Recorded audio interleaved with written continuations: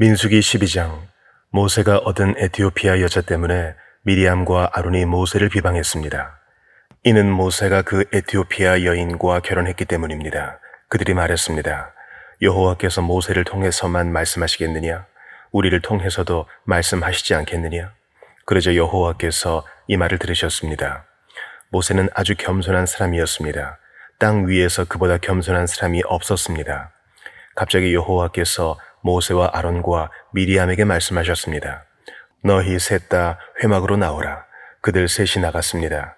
여호와께서 구름 기둥 가운데로 내려오셔서 회막 입구에 서시고는 아론과 미리암을 부르셨습니다. 그들 둘이 나아갔습니다. 여호와께서 말씀하셨습니다. 내 말을 잘 들어라.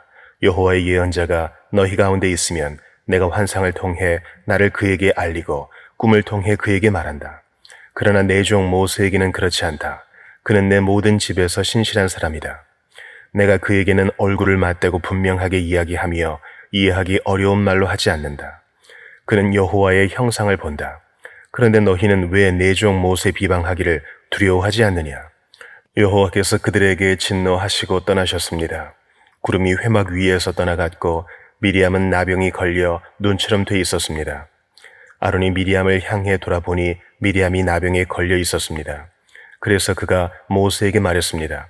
보소서, 내 주여, 제발 이 죄를 우리에게 돌리지 마십시오. 우리가 어리석게 행동해 죄를 저질렀습니다. 미리암이 모태에서 나올 때 살이 반이 썩은 채 죽어 나온 사람처럼 되지 않게 해주십시오. 그러자 모세가 여호와께 부르짖었습니다. 하나님이여, 미리암을 고쳐주십시오. 여호와께서 모세에게 말씀하셨습니다. 만약 미리암의 아버지가 그녀의 얼굴에 침을 뱉었다면 7일 동안 수치스럽지 않겠느냐? 그녀를 7일 동안 진 바깥에 가두어라. 그 후에야 들어올 수 있을 것이다. 그리하여 미리암은 7일 동안 진 바깥에 갇혀 있었고 백성들은 그녀가 돌아올 때까지 길을 떠나지 못했습니다. 이런 후에 백성들은 하세롯을 떠나 바란 광야에 진을 쳤습니다. 민수기 13장. 여호와께서 모세에게 말씀하셨습니다. 사람들을 보내어 내가 이스라엘 백성들에게 줄 가나안 땅을 살펴보게 하여라. 각 지파에서 지도자를 한 사람씩 보내라. 여호와의 명령에 따라 모세는 바란 광야에서 그들을 보냈습니다. 그들은 모두 이스라엘 자손의 우두머리들이었습니다. 그들의 이름은 루벤 지파에서 사꿀의 아들 삼무아, 시므온 지파에서 호리의 아들 사밧, 유다 지파에서 여분네의 아들 갈렙, 이사갈 지파에서 요셉의 아들 이갈, 에브라임 지파에서 눈의 아들 호세야, 베냐민 지파에서 라브의 아들 발디, 스불론 지파에서 소디의 아들 갓디엘, 요셉 지파 가운데 므낫세 지파에서 수시의 아들 갓디, 단 지파에서 그말리의 아들 암미엘, 아셀 지파에서 미가엘의 아들 수둘, 납달리 지파에서 웁시의 아들 나비, 갓 지파에서 마기의 아들 구우엘입니다. 이들은 모세가 그 땅을 살펴보도록 보낸 사람들의 이름입니다. 모세는 눈의 아들 호세아에게 여호수아라는 이름을 주었습니다. 모세가 가나안 땅을 살펴보도록 그들을 보내면서 말했습니다. 너희는 네겝으로 해서 산지로 올라가라. 그 땅이 어떤지, 거기 사는 사람들이 힘이 센지 약한지, 수가 적은지 많은지 알아보라. 그들이 어떤 땅에서 살고 있는지, 그 땅이 좋은지 나쁜지, 그들이 어떤 성들에 살고 있는지, 성벽이 없는지 튼튼한지, 토양은 어떤지, 비옥한지 메마른지, 나무들은 있는지 없는지 등등 말이다. 그 땅의 열매들을 갖고 돌아오는데 최선을 다하라. 그때는 포도가 막 익기 시작하는 시기였습니다. 그리하여 그들은 신 광야에서부터 하맛 어귀의 르홉까지 올라가 그 땅을 살펴보았습니다. 그들은 네게부 지방을 통해 올라가서 아낙 자손들인 아히만, 세세, 달메가 살고 있는 헤브론으로 갔습니다. 헤브론은 이집트의 소안보다 7년 전에 세워진 곳입니다. 그들은 에스골 골짜기에 이르러 포도송이 하나가 달린 가지를 잘랐습니다. 그리고 그들 가운데 두 사람이 막대기에 끼워 그것을 날랐습니다. 그들은 또한 석류와 무화과도 땄습니다. 그곳이 에스골 골짜기라고 불린 것은 거기서 이스라엘 자손들이 꺾은 포도송이 때문이었습니다. 그들은 40일 동안 그 땅을 살펴보는 일을 마치고 돌아왔습니다. 그들이 바란 광야의 가데스에 있는 모세와 아론과 이스라엘의 온 회중에게로 돌아왔습니다. 거기서 그들은 모세와 아론과 온 회중에게 보고했고 그 땅의 열매를 보여주었습니다. 그들은 모세에게 이렇게 보고했습니다. 당신께서 우리를 보내신 그 땅에 우리가 들어갔는데 그곳은 젖과 꿀이 흐르는 땅입니다. 여기 거기서 나는 열매가 있습니다. 그런데 거기 사는 사람들은 힘이 세고 그 성들은 튼튼한 데다 엄청나게 큽니다. 게다가 거기서 아낙 자손들을 보았습니다. 네게브 지방에는 아말렉 사람들이 살고 있고 헷 사람들과 여부스 사람들과 아모리 사람들은 산지에 살고 있습니다. 그리고 가나안 사람들은 바닷가와 요단 강을 따라 살고 있습니다. 그때 갈렙이 모세 앞에서 백성들을 진정시키면서 말했습니다. 우리가 올라가 그 땅을 점령하는 것이 좋겠습니다. 우리는 분명히 할 수 있습니다. 그러나 그와 함께 올라갔던 사람들이 말했습니다. 우리가 그 사람들에게 올라가서는 안 됩니다. 그들은 우리보다 훨씬 더 강합니다. 그러고는 그들이 이스라엘 백성들에게 자신들이 살펴보고 온 땅에 관해 좋지 못한 이야기를 했습니다. 우리가 살펴보고 온 그 땅은 거기에 사는 사람들을 잡아먹는 땅입니다. 우리가 거기서 본 사람들은 모두 신장이 컸습니다. 우리가 거기서 네피림, 곧 네피림에게서 나온 아낙 자손들을 보았습니다. 우리 눈에도 우리가 메뚜기처럼 보였으니 그들 눈에도 마찬가지였을 것입니다. 시편 49편. 너희 모든 백성들아 이 말을 들으라. 이 세상에 사는 모든 사람들아 귀를 기울이라. 낮은 사람이나 높은 사람이나 부자나 가난한 사람이나 할 것 없이 다 들으라. 내 입이 지혜의 말을 할 것이고 내 마음의 묵상으로 꿰뚫어 알게 되리라. 내가 귀 기울여 잠언을 듣겠고 하프를 켜면서 내 수수께끼를 풀리라. 재난의 날이 다가올 때 내 발꿈치의 범죄가 나를 둘러쌀 때를 내가 왜 두려워하겠는가. 자기 부를 의지하는 사람들은 돈이 많은 것을 자랑하지만 그 가운데 어느 누구도 결코 자기 형제를 구원하지 못하고 형제를 위해 하나님께 대속할 재물을 바치지 못하리라. 영혼을 대속하는 것은 너무나 엄청난 일이어서 어떤 값이라도 충분하지 않으니 썩는 것을 보지 않고 영원히 살게 할 수도 없도다. 어리석은 사람이나 우둔한 사람들이 죽는 것 같이 지혜로운 사람들도 죽고 그들의 재산은 결국 남에게 남기고 가는 것이다. 그들이 속으로는 자기 집이 영원히 남고 그 거처가 대대로 있을 것이라며 그 땅도 자기들 이름을 따서 붙이지만 제 아무리 명예가 있다 해도 사람이란 오래가지 못하고 죽게 돼 있는 짐승과 다를 것이 없다. 이것이 바로 어리석은 사람들의 운명이니 오직 그들의 자손이 그들의 말을 증명하리라. 그들은 양과 같이 무덤 안에 누워있으니 죽음이 그들을 다스리리라. 아침이면 정직한 사람들이 그들을 다스릴 것이요 그들의 아름다움은 무덤에서 사라져 그 흔적조차 없어지겠으나 오직 하나님께서 내 영혼을 무덤의 권세에서 구원하시고 나를 받아주시리라. 누가 부자가 돼 그 집이 점점 더 화려해져 간다고 해도 두려워할 것이 없도다. 죽을 때는 아무것도 가져가지 못하고 그 화려함이 그를 따라 내려가지 못하리라. 그가 사는 동안에는 스스로 복이 있다 여기고 그가 잘 돼서 사람들의 칭찬을 받을지라도 결국에는 자기 선조들에게로 돌아가 빛을 보지 못할 게 뻔하도다. 제 아무리 명예가 있다 해도 깨닫지 못하는 사람은 쓰러지고 마는 짐승과 다를 게 없다. 이사야 2장. 이것은 아모스의 아들 이사야가 본 유다와 예루살렘에 관한 말씀입니다.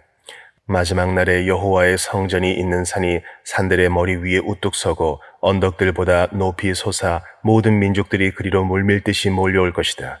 많은 백성들이 오면서 말할 것이다. 자, 올라가자. 여호와의 산으로, 야곱의 하나님의 집으로. 그분이 우리에게 그분의 길을 가르쳐 주실 것이니 우리가 그분의 길을 걸어가자.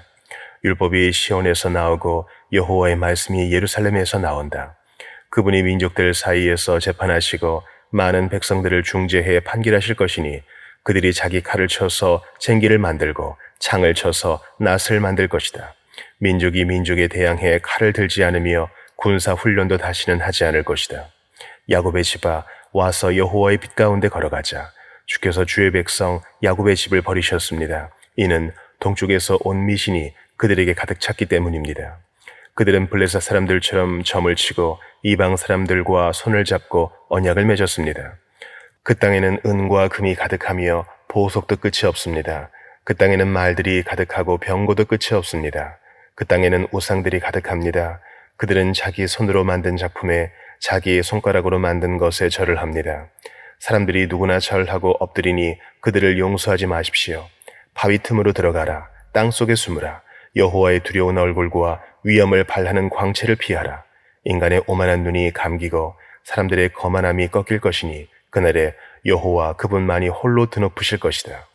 그날은 만군의 여호와께 속한 날, 모든 거만한 사람들과 높임받는 사람들과 기고만장한 사람들이 낮아지는 날이다. 또 높이 뻗은 레바논의 모든 백향목과 바산의 모든 상수리 나무와 드높은 모든 산과 솟아오른 모든 언덕과 드높은 모든 탑과 튼튼한 모든 성벽과 다시스의 모든 배와 멋들어진 모든 조각물이 낮아지는 날이다.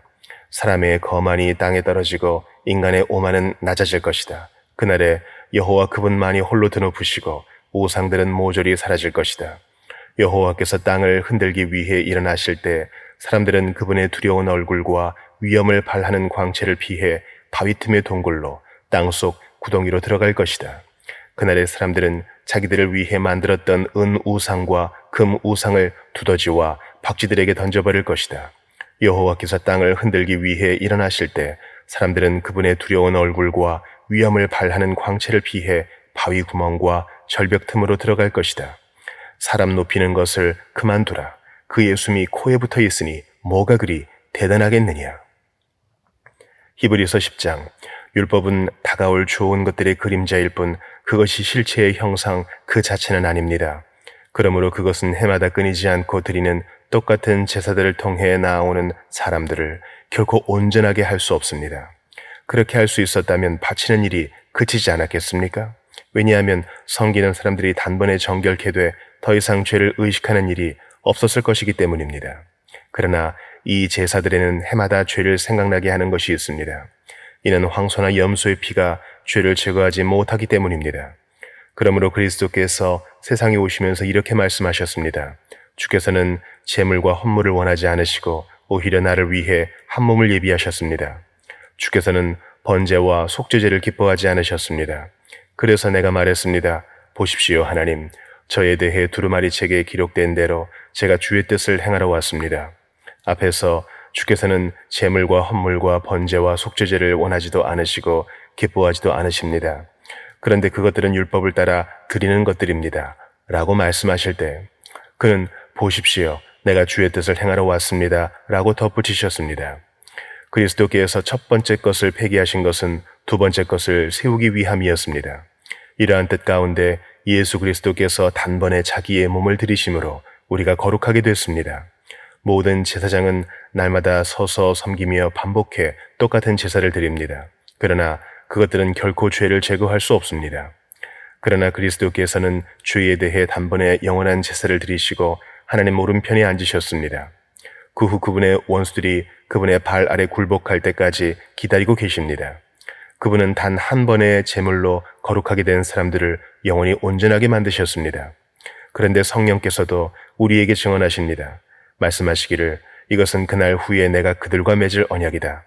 내가 내 율법을 그들의 마음에 두고 그것을 그들의 생각에 새겨줄 것이다. 주께서 말씀하신다. 라고 하신 후에 덧붙여 말씀하시기를 내가 그들의 죄와 그들의 불법을 다시는 기억하지 않을 것이다. 라고 하십니다. 이와 같이 죄와 불법이 용서된 곳에서는 더 이상 죄를 위한 헌물이 필요 없습니다. 그러므로 형제 여러분, 우리는 예수의 피로 인해 지성소에 들어갈 담대한 마음을 갖게 됐습니다. 그 길은 예수께서 우리를 위해 휘장을 통해 열어놓으신 새롭고 산 길입니다. 그런데 이 휘장은 바로 그분의 육체입니다. 또한 우리에게는 하나님의 집을 다스리는 위대한 제사장이 계십니다. 우리가 죄악된 양심으로부터 마음을 깨끗이 씻고 맑은 물로 몸을 씻었으므로 확신에 찬 믿음과 참된 마음으로 하나님께 나아갑시다.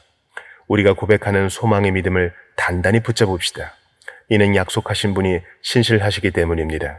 또한 우리는 사랑과 선한 일들을 격려하기 위해 서로 돌아봅시다. 어떤 사람들의 습관과 같이 우리들 스스로 모이는 일을 소홀히 하지 말고 오히려 서로 권면합시다. 또한 그날이 다가오는 것을 볼수록 더욱 그렇게 합시다. 만일 우리가 진리에 대한 지식을 받아들인 후에 일부러 죄를 지으면 속지 않은 제사가 더 이상 남아있지 않습니다. 오히려 떨리는 마음으로 심판을 기다리는 것과 대적하는 사람들을 삼켜버릴 맹렬한 불만 남아 있습니다. 모세의 율법을 거부했던 사람도 두세 증인의 증언에 의해 동정을 받지 못하고 죽게 됩니다. 하물며 하나님의 아들을 짓밟고 자기를 거룩하게 한 언약의 피를 부정하게 여기고 은혜의 성령을 모독한 사람이 당연히 받을 형벌이 얼마나 더 가혹하겠는가를 생각해 보십시오. 원수 갚는 것은 내게 속한 것이니 내가 갚아주겠다 라고 말씀하시고 또다시 주께서 자기 백성을 심판하실 것이다 라고 말씀하신 분을 우리는 알고 있습니다. 살아계신 하나님의 손에 빠져들어가는 것은 무서운 일입니다. 여러분은 빛을 받은 후에 고난 가운데 큰 싸움을 이겨낸 지난 날들을 기억하십시오. 여러분은 때로 비방과 환난을 당함으로 공개적인 구경거리가 되기도 했고 또 때로는 이렇게 살아가는 사람들의 동료가 되기도 했습니다. 또한 감옥에 갇힌 사람들과 함께 아파하고 여러분의 재물을 빼앗기는 것도 기쁨으로 감당했습니다. 이는 여러분이 보다 나은 영원한 재물이 있는 줄 알았기 때문입니다. 그러므로 여러분은 담대함을 버리지 마십시오. 이는 그 담대함이 큰 상을 가져올 것이기 때문입니다. 여러분이 하나님의 뜻을 행한 후에 약속을 받기 위해서는 인내가 필요합니다. 잠시 잠깐 후면 오실 그분이 오실 것이니 지체하지 않으실 것이다. 그러나 내 의인은 믿음으로 말미암아 살 것이다. 누구든지 뒤로 물러서면 내 영이 그를 기뻐하지 않을 것이다. 그러나 우리는 뒤로 물러나 멸망에 이르는 사람들이 아니라 믿음을 갖고 생명을 얻을 사람들입니다.